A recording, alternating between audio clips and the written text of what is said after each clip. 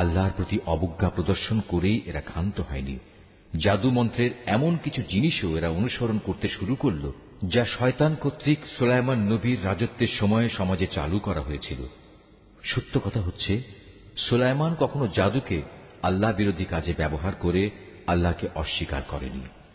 আল্লাহকে তো অস্বীকার করেছে সেসব অভিশপ্ত শয়তান, যারা মানুষকে জাদুমন্ত্র শিক্ষা দিয়েছে।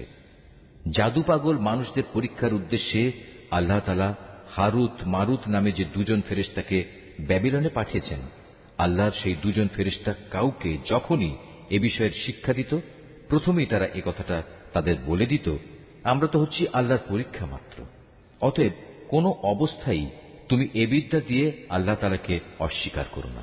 এই সত্ত্বেও তারা তাদের কাছ থেকে এমন কিছু বিদ্যা শিখে নিয়েছিল, যা দিয়ে এরা স্বামী স্ত্রীর মাঝে বিচ্ছেদের সৃষ্টি করত।